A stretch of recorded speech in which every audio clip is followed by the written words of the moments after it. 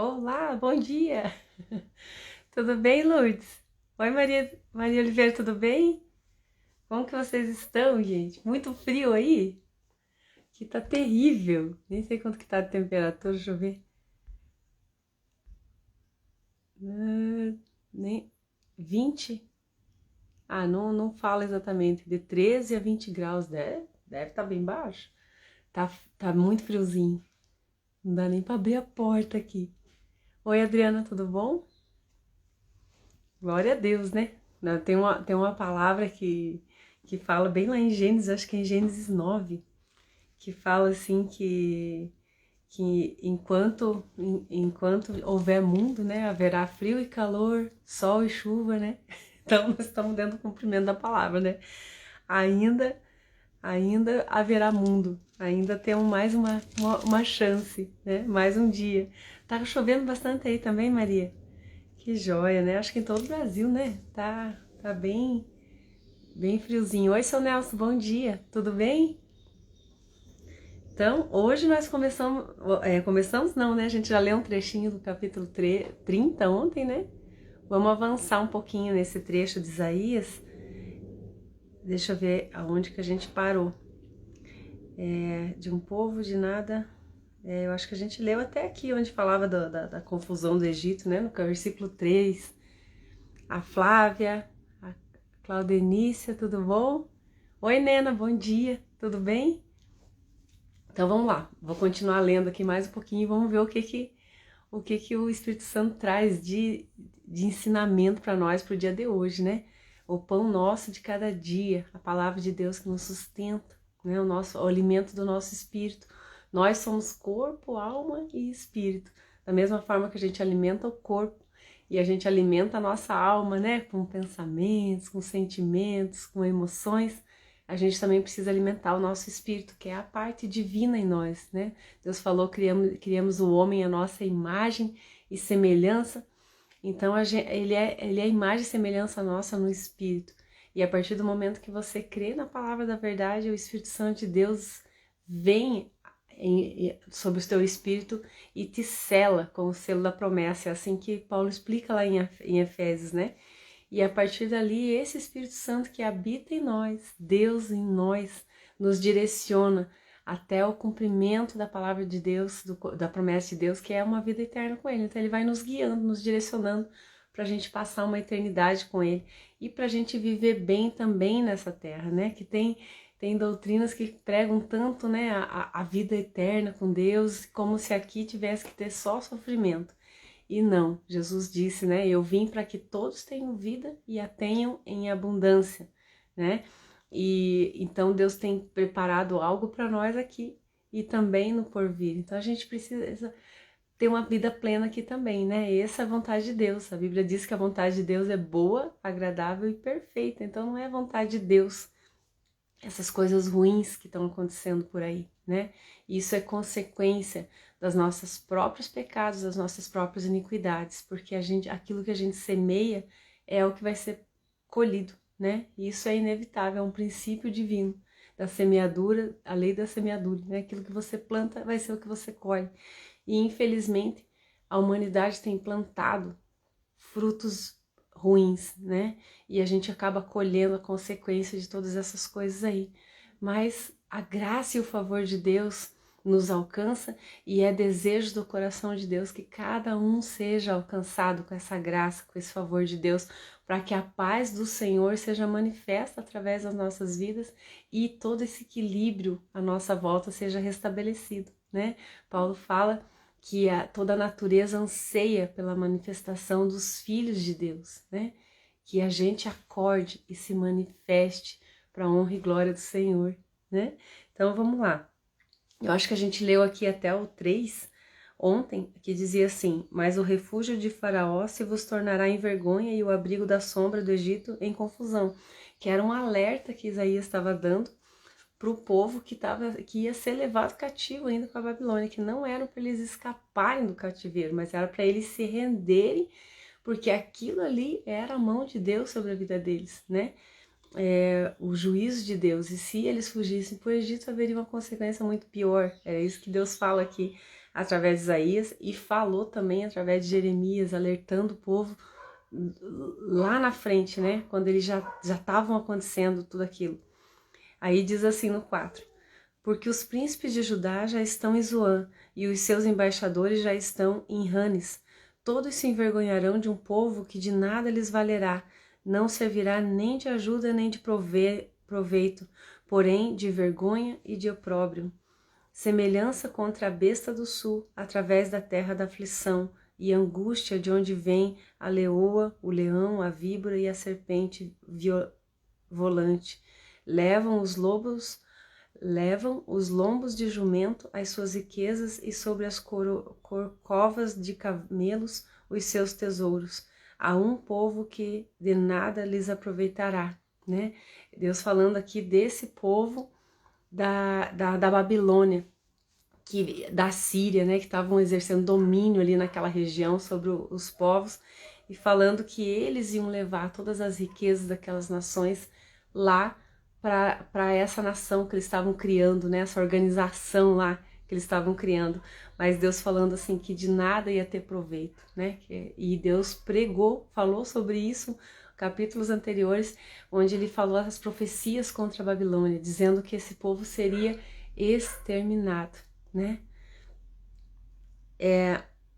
Pois quanto ao Egito, vão e inútil é o seu auxílio, por isso lhe chamei gabarola, que nada faz, né? Então o povo, muitos dos refugiados iam buscar consolo no Egito, e Deus falando, ó, de nada vai servir o consolo que eles têm para oferecer para vocês.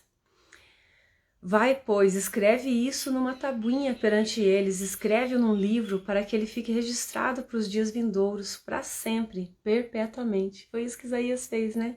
Ele escreveu para que aquilo servisse de direção para o povo, de coisas que iam acontecer, né? E também servisse perpetuamente, como está servindo para nós hoje, né? A gente está lendo esse livro de Isaías e Deus está trazendo à luz do nosso entendimento as coisas que estão acontecendo à nossa volta, né? E a mensagem central do livro, ainda que a gente passe pelas tribulações, pelas dificuldades, aqueles que temem ao Senhor, Deus passa junto, Deus ampara, Deus nos guia, Deus não deixa a gente abandonado, né?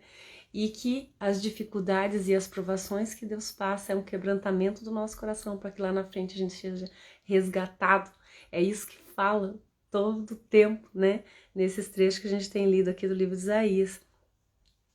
Aí diz assim no 9: porque povo rebelde é esse, filhos mentirosos, filhos que não querem ouvir a lei do Senhor, né? Qualquer semelhança aí é mera coincidência, será? No 10, eles dizem aos videntes, não tenham visões, e aos profetas, não profetizeis contra nós o que é reto, dizei-nos coisas aprazíveis, profetizai-nos ilusões, né? Então, naquela época ali, a voz de Deus para o povo eram os profetas. Eles não tinham uma Bíblia assim como nós, eles tinham escrito ali as tábuas da lei que Moisés escreveu, e era lido ao povo de 7 em 7 anos. Deus estabeleceu isso como lei lá para eles, e eles tinham registrado aquilo, porque desde criança eles ouviam a pregação da palavra, eles já tinham de cor essa lei, né? Mas a voz dos profetas era aquela voz dos videntes, como ele está dizendo ali, que traziam para eles revelações das coisas que ainda iam acontecer, né? Hoje Deus fala essas coisas ao nosso coração.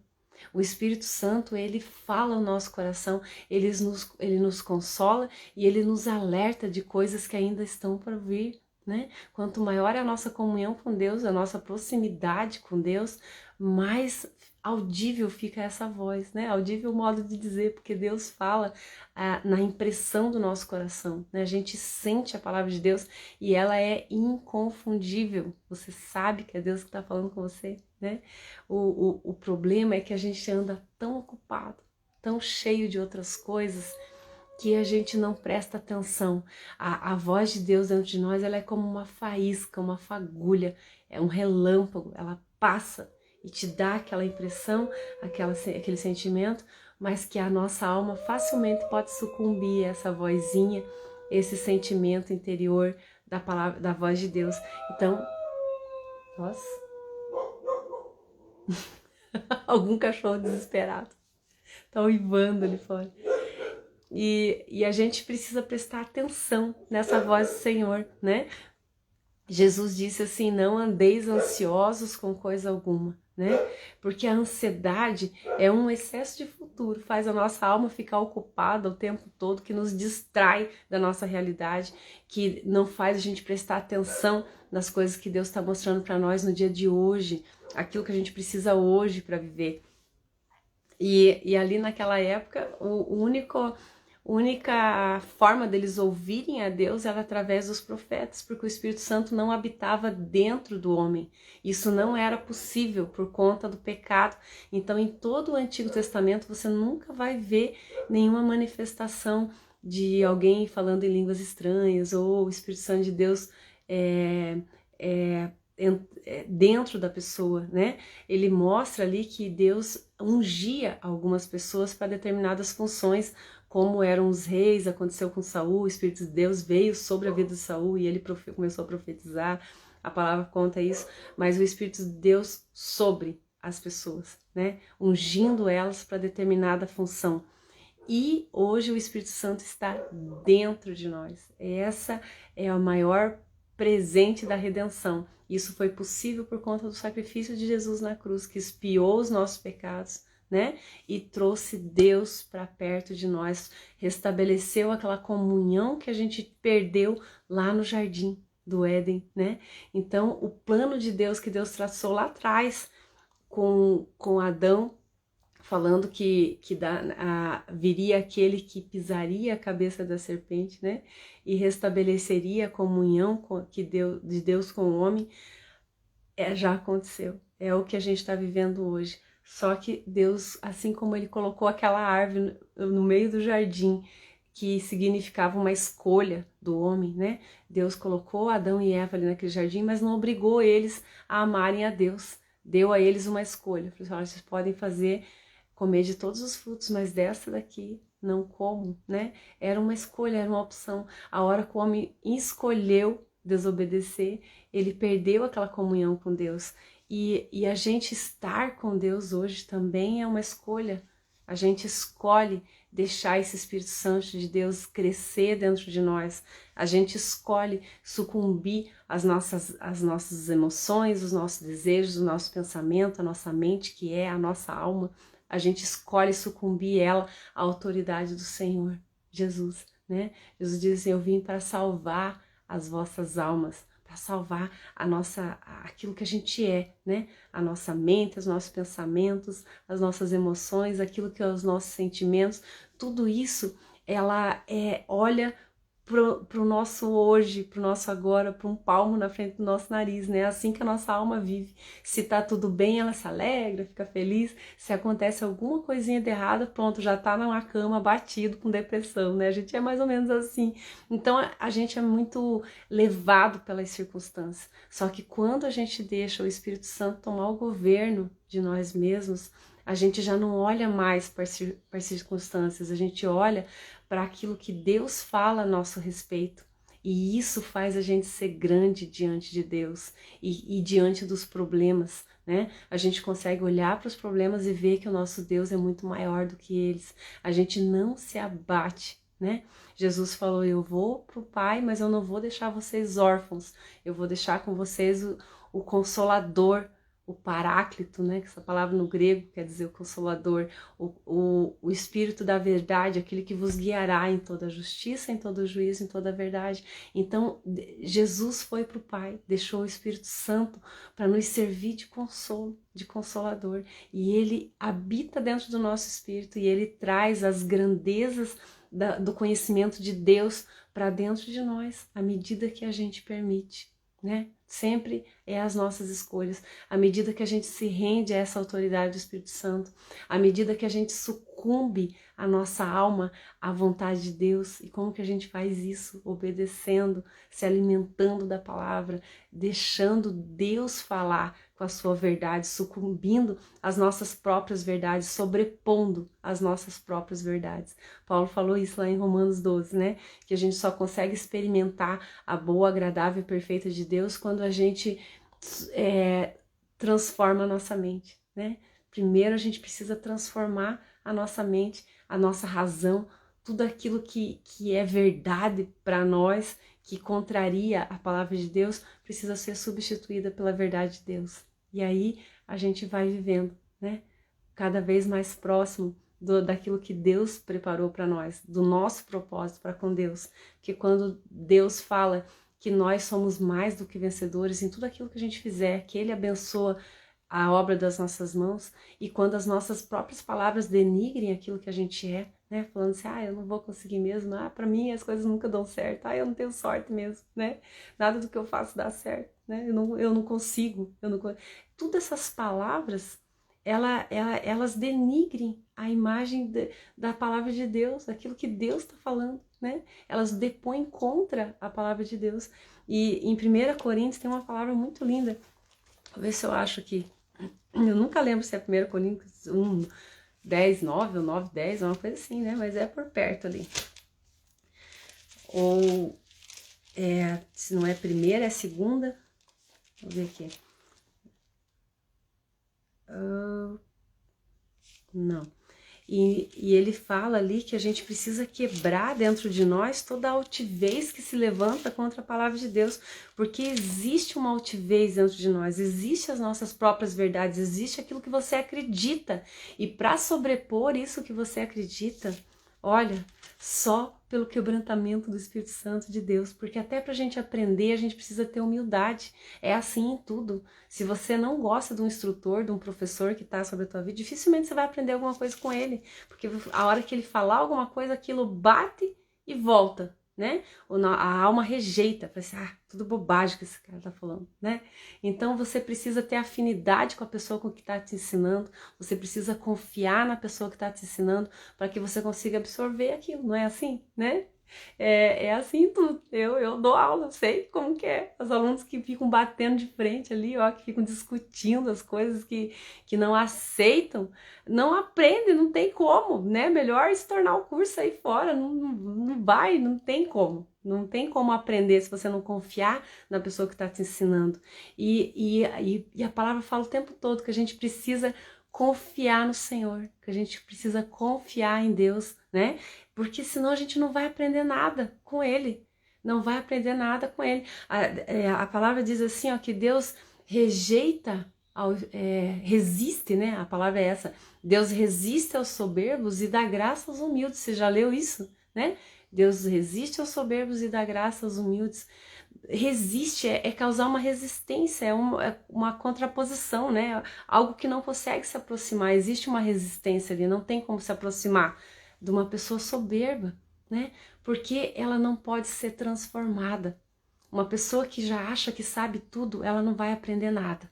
Pode ter certeza disso, né? Ela vai se fechar para qualquer tipo de ensinamento.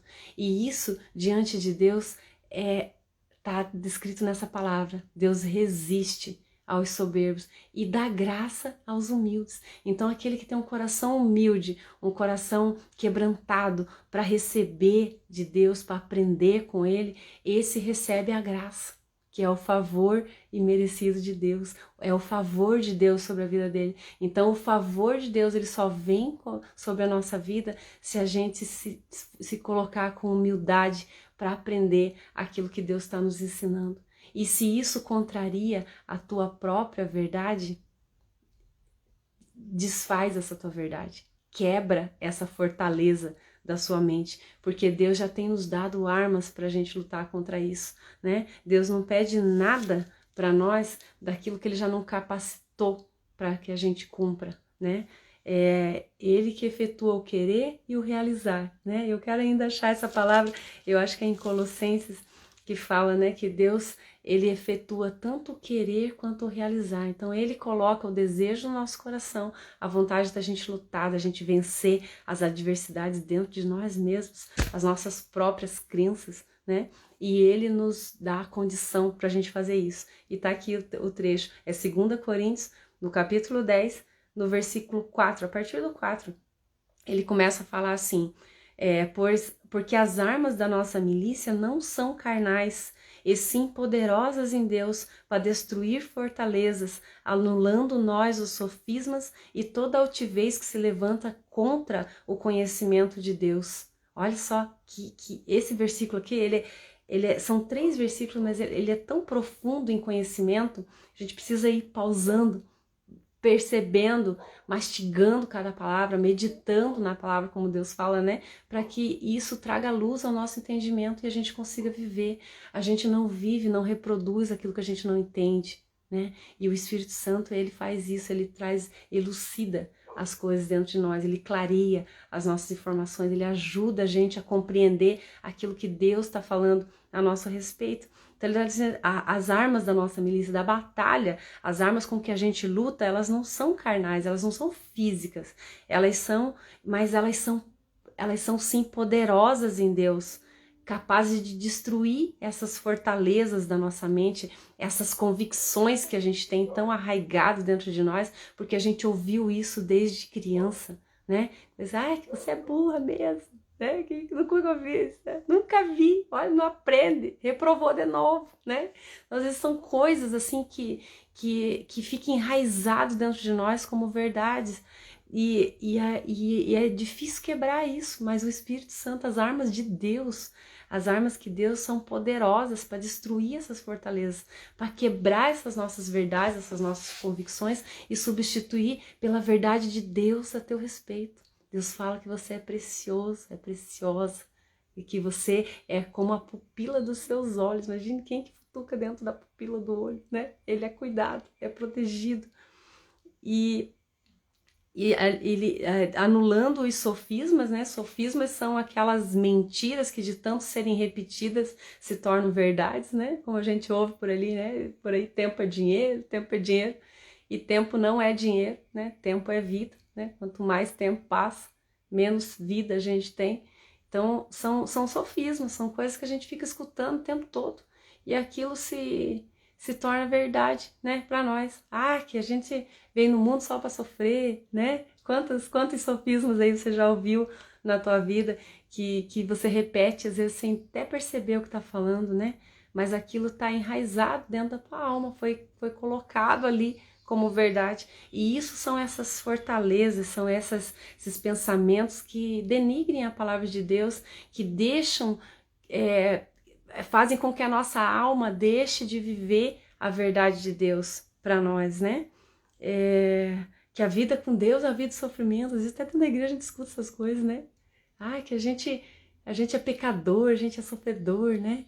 E Jesus falou assim, não, eu vim nesse mundo, eu passei por aquela cruz, eu vim para que todos tenham vida e a tenham em abundância. Então, Deus não quer matar ninguém, Deus não quer destruir ninguém, Ele quer que a gente tenha uma vida boa, né? Abundante, cheia da graça e do favor de Deus, né? Não tô falando financeiramente só, tô falando em todas as áreas da nossa vida, porque não adianta uma área estar deficiente, que aquela que tem a abastança não vai suprir a deficiência da outra área.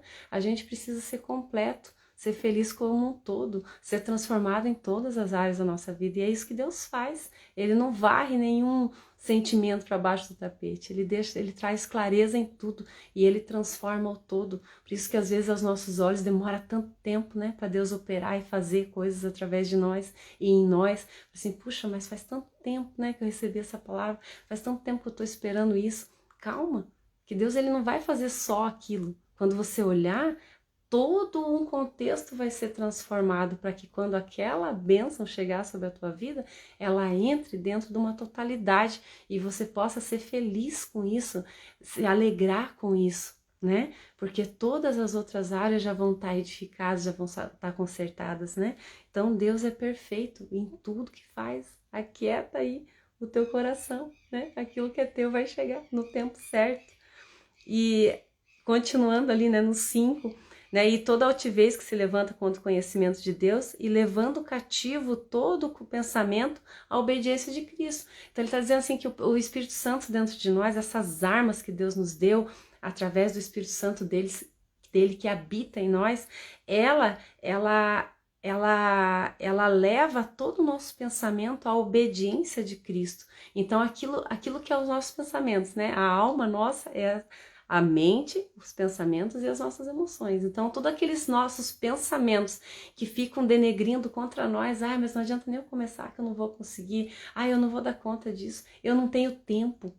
Olha, esse acho que é o maior sofisma que existe na Terra, né? Eu não tenho tempo.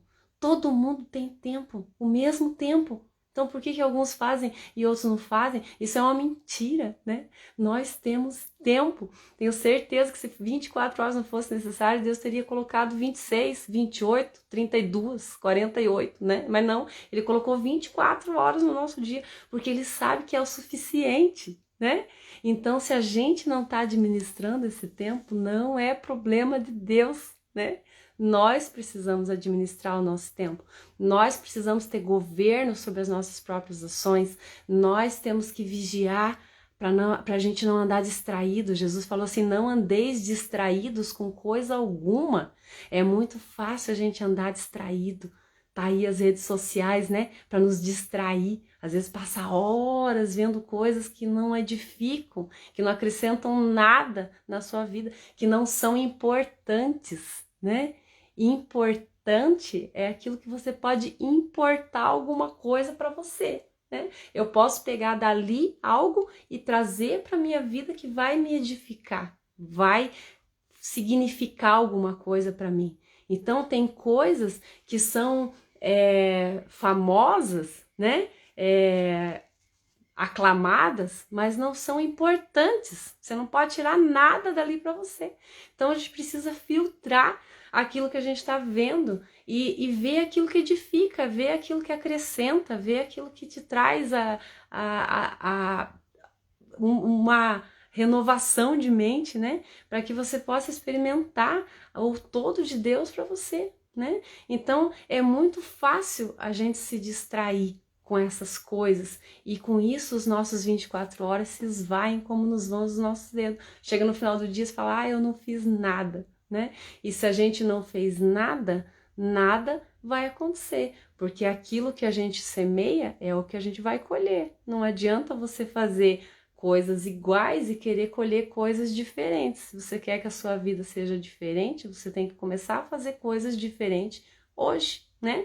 Se ontem eu não fiz isso, hoje eu vou fazer. E todos os dias nós temos essas 24 horas abençoadas para administrar a nossa vida e para viver da melhor forma, né?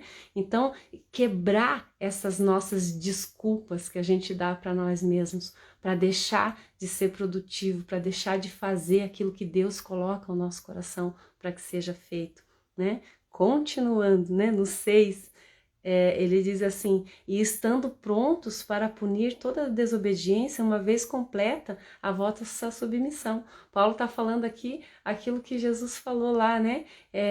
Que você não pode tirar o cisco, querer tirar o cisco do olho do teu irmão se tem uma trave no teu olho, né? Então ele está dizendo assim, depois que você quebrar todos esses sofismas que estão na tua mente, levar em obediência à palavra de Deus, aquilo que não atende à vontade de Deus dentro de você, aí sim você vai estar preparado para punir toda a desobediência. Aí você vai poder falar para o outro assim, olha, segue por esse caminho aqui que vai dar bom, né? Por esse aqui vai dar problema.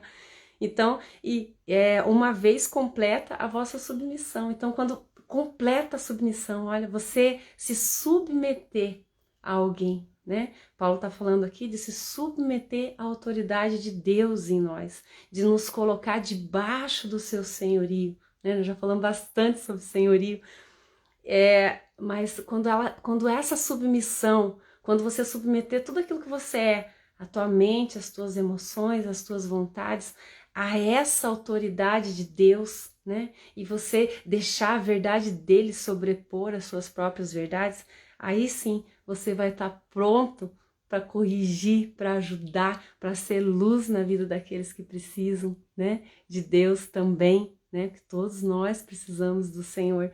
Então às vezes a gente é rápido em julgar o outro, né? Ai, você viu fulano, né? Olha lá o que fez. Né?